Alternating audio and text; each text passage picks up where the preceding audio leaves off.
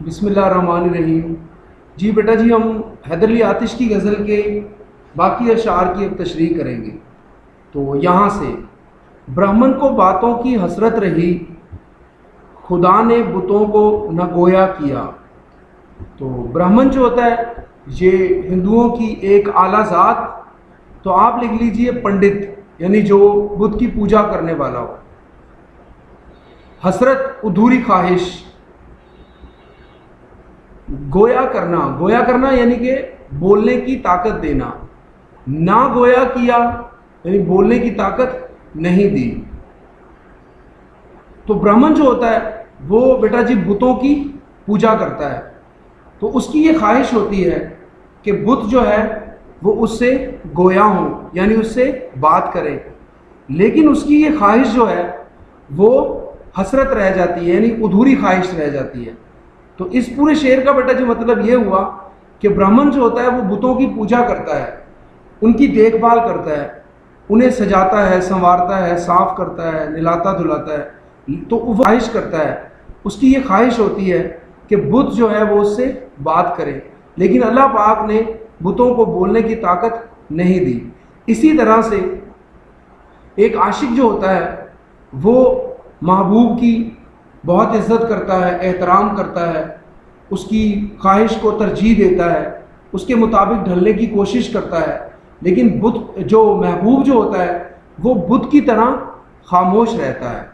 ठीक है, जैसे बुत बात नहीं करता वैसे ही महबूब जो है वो भी आशिक से बात नहीं करता।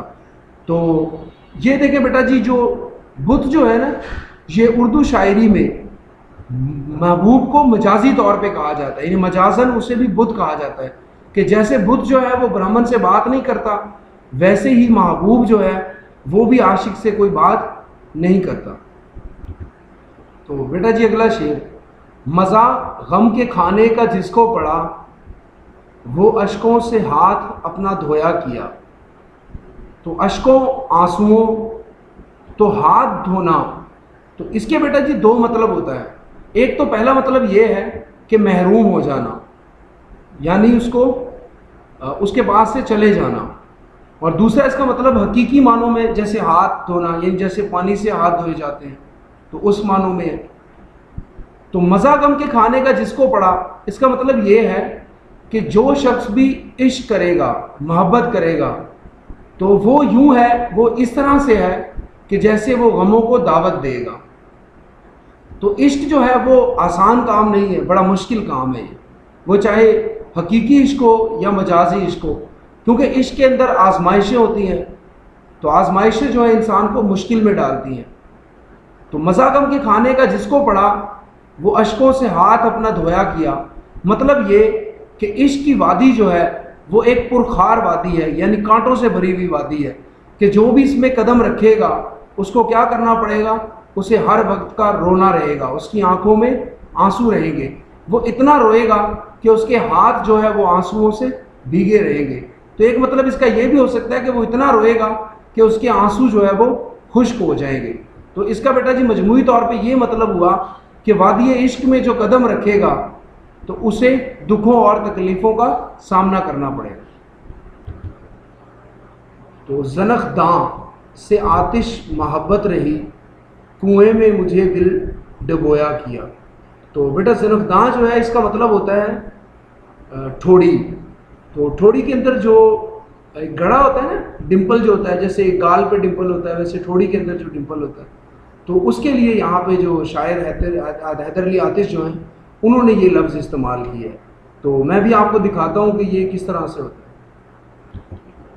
तो बेटा जी जैसे आप देख सकते हैं, ये देखिए, ये जो लेडी आपको नज़र आ रही है, तो इनकी ठोड़ी में ये वाली जो जगह है ना, इसको कहते हैं, ये मतलब ज़नख़दां, यानी कि ये ठोड़ी के अंदर जो ये वाला गड़ा है। तो बेटा जी देखें, ज़नख़दां से आतिश मोहब्बत रही, कुएं में मुझे दिल डुबोया किया। तो ज़नख़दां जो मैंने भी आपको दिखाया है कि ठोड़ी के जिसके अंदर गड़ा हो, तो आतिश जो है ये शायर का तखल्लुस है। तो शायर अपना तखल्लुस इस्तेमाल करते हुए कहते हैं, वो कहते हैं कि आया आतिश, मुझे महबूब की खूबसूरत ठोड़ी जो है जिसमें गड़ा जो है, मुझे उससे محبت ہے، یعنی محبوب کی خوبصورتی سے مجھے محبت ہے. اور وہ جو ٹھوڑی کے اندر جو گڑا ہے اس کو شاعر نے تشبیہ دی ہے کنویں کے ساتھ، کہ وہ کہتے ہیں کہ وہ ایسے ہے جیسے کنواں ہو اور اس میں میرا دل جو ہے وہ ڈوب رہا ہو. مطلب یہ کہ میرا محبوب جو ہے وہ اتنا خوبصورت ہے، اتنا پیارا ہے کہ مجھے یوں معلوم ہوتا ہے کہ جیسے میرا دل جو ہے اس کی محبت میں ڈوبا جا رہا ہے.